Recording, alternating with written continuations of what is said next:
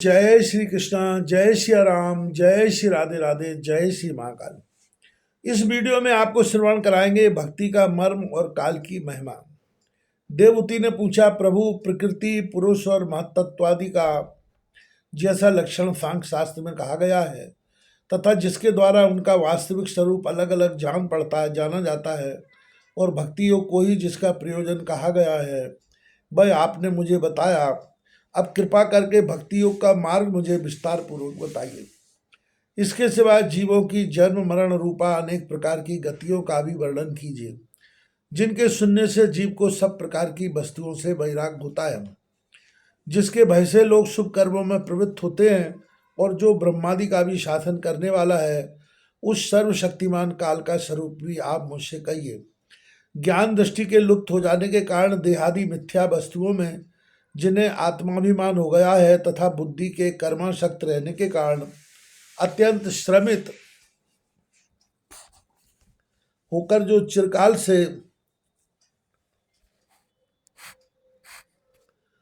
अपार अंधकारमय संसार में सोए पड़े हैं, उन्हें जगाने के लिए आप योग प्रकाशक सूर्य ही प्रकट हुए हैं। मैत्रेय जी कहते हैं, कुरुश्रेष्ठ विदुर जी माता के ये मनोहर वचन सुनकर महामुनि कपिल जी ने उनकी प्रशंसा की और जीवों के प्रति दया से द्रवीभूत हो बड़ी प्रसन्नता के साथ उनसे इस प्रकार बोले। श्री भगवान ने कहा, माताजी, साधकों के भाव के अनुसार भक्ति योग का अनेक प्रकार से प्रकाश होता है, क्योंकि स्वभाव और गुणों के भेद से मनुष्यों के भाव में भी भिन्नता आ जाती है। जो भेददर्शी क्रोधी पुरुष हृदय में हिंसा, दम्भ अथवा मात्सर का भाव रखकर मुझसे प्रेम करता है, वह मेरा तामस भक्त है। जो पुरुष विषय, यश और ऐश्वर्य की कामना से प्रतिमादि में मेरा भेदभाव से पूजन करता है, वह राजस भक्त है। जो व्यक्ति पापों का क्षय करने के लिए परमात्मा को अर्पण करने के लिए और पूजन करना कर्तव्य है, इस बुद्धि से मेरा भेदभाव से पूजन करता है, वह सात्विक भक्त है। जिस प्रकार गंगा का प्रवाह अखंड रूप से समुद्र की ओर बहता रहता है, उसी प्रकार मेरे गुणों के श्रवण मात्र से मन की गति का तैल धारावत अविच्छिन्न रूप से मुझ सर्वांतर्यामी के प्रति हो जाना तथा मुझ पुरुषोत्तम में निष्काम और अनन्य प्रेम होना, यह निर्गुण भक्ति योग का लक्षण कहा गया है। ऐसे निष्काम भक्त दिए जाने पर भी मेरी सेवा को छोड़कर शालोक, साष्टी, शामीप, शारूप और सायुज मोक्ष तक नहीं लेते हैं। भगवत सेवा के लिए मुक्ति का तिरस्कार करने वाला यह भक्ति योग ही परम पुरुषार्थ अथवा साध कहा गया है। इसके द्वारा तीनों गुणों को लांघ कर मेरे भाव को, मेरे प्रेम रूप अप्राकृतिक स्वरूप को प्राप्त हो जाता है। निष्काम भाव से श्रद्धापूर्वक अपने नित्य नैमित्तिक कर्तव्यों को पालन कर नित्य प्रति हिंसा रहित उत्तम क्रिया योग का अनुष्ठान करने, मेरी प्रतिमा का दर्शन, स्पर्श, पूजन, स्तुति और वंदना करने, प्राणियों में मेरी भावना करने, धैर्य और वैराग्य के अवलंबन, महापुरुषों का मान, दीनों पर दया और समान स्थिति वालों के प्रति मित्रता का व्यवहार करने, यम नियमों का पालन, आध्यात्म शास्त्रों का श्रवण और मेरे नामों का उच्च स्वर से कीर्तन करने से तथा मन की सरलता, सत्पुरुषों के संग और अहंकार के त्याग से मेरे धर्मों का, भागवत धर्मों का अनुष्ठान करने वाले भक्त पुरुष का चित्त अत्यंत शुद्ध होकर मेरे गुणों के श्रवण मात्र से अनायास ही मुझ में लग जाता है।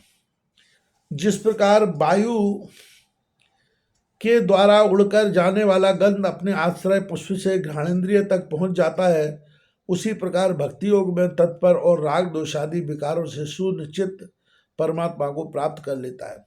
मैं आत्मा रूप से सदा सभी जीवों में स्थित हूँ, इसलिए जो लोग मुझ सर्वभूत स्थित परमात्मा का अनादर करके केवल प्रतिमा में ही मेरा पूजन करते हैं, उनकी वह पूजा स्वांग मात्र है। मैं सबका आत्मा, परमेश्वर, सभी भूतों में स्थित हूँ। ऐसी दशा में जो मोहवश मेरी उपेक्षा करके केवल प्रतिमा के पूजन में ही लगा रहता है, वह तो मानो भस्म में ही हवन करता है।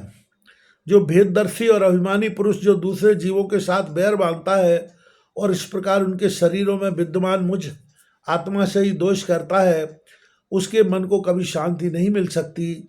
माताजी, जो दूसरे जीवों का अपमान करता है वह बहुत सी घटिया बढ़िया सामग्रियों से अनेक प्रकार के विधि विधान के साथ मेरी मूर्ति का पूजन भी करे तो भी मैं उससे प्रसन्न नहीं हो सकता। मनुष्य अपने धर्म का अनुष्ठान करता हुआ तब तक मुझ ईश्वर की प्रतिमा आदि में पूजा करता रहे जब तक उसे अपने हृदय में एवं संपूर्ण प्राणियों में स्थित परमात्मा का अनुभव न हो जाए। जो व्यक्ति आत्मा और परमात्मा के बीच में थोड़ा सा भी अंतर करता है, उस भेददर्शी को मैं मृत्यु रूप से महान भय उपस्थित करता हूँ। अतः संपूर्ण प्राणियों के भीतर घर बनाकर उन प्राणियों के ही रूप में स्थित मुझ परमात्मा का यथायोग्य दान मान मित्रता के व्यवहार तथा समदृष्टि के द्वारा पूजन करना चाहिए। माताजी, पाषाण आदि अचेतनों की अपेक्षा वृक्षादि जीव श्रेष्ठ है। उनसे सांस लेने वाले प्राणी श्रेष्ठ है। उनसे भी मन वाले प्राणी उत्तम और उनसे इंद्रियों की वृत्तियों से युक्त प्राणी श्रेष्ठ है। सेंद्रिय प्राणियों से भी केवल स्पर्श का अनुभव करने वालों की अपेक्षा रस का ग्रहण कर सकने वाले मत्स्यादि उत्कृष्ट हैं तथा रसवेत्ताओं की अपेक्षा गंध का अनुभव करने वाले भ्रमरादि और गंध का ग्रहण करने वालों से भी शब्द का ग्रहण करने वाले सर्पादि श्रेष्ठ हैं। उनसे भी रूप का अनुभव करने वाले काकादि उत्तम हैं और उनकी अपेक्षा जिनके ऊपर नीचे दोनों ओर दांत होते हैं वे जीव श्रेष्ठ हैं।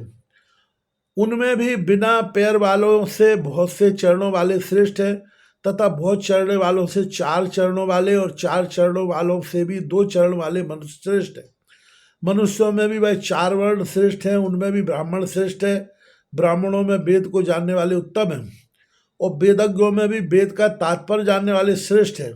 तात्पर्य जानने वालों से संशय निवारण करने वाले, उनसे भी अपने वर्णाश्रमोचित धर्म का पालन करने वाले तथा उनसे भी आसक्ति का त्याग और अपने धर्म का निष्काम भाव से आचरण करने वाले श्रेष्ठ है। उनकी अपेक्षा भी जो लोग अपने संपूर्ण कर्म, अपने फल तथा अपने शरीर को भी मुझे ही अर्पण करके भेदभाव छोड़कर मेरी उपासना करते हैं वे श्रेष्ठ है। इस प्रकार मुझे ही चित्त और कर्म समर्पण करने वाले अकर्ता और समदर्शी पुरुष से बढ़कर मुझे कोई अन्य प्राणी नहीं दिखता। अतः यह मानकर कि जीव रूप अपने अंश से साक्षात भगवान ही सब में अनुगत है, इन समस्त प्राणियों को बड़े आदर के साथ मन से प्रणाम करें। माता जी, इस प्रकार मैंने तुम्हारे लिए भक्ति योग और अष्टांग योग का वर्णन किया। इनमें से एक का भी साधन करने से जीव परम पुरुष भगवान को प्राप्त कर सकता है। भगवान परमात्मा पर ब्रह्म का अद्भुत प्रभाव संपन्न तथा जागतिक पदार्थों के नाना विधि वैचित्र का हेतुभूत स्वरूप विशेष ही काल नाम से विख्यात है। प्रकृति और पुरुष इसी के रूप है तथा इनसे यह पृथक भी है।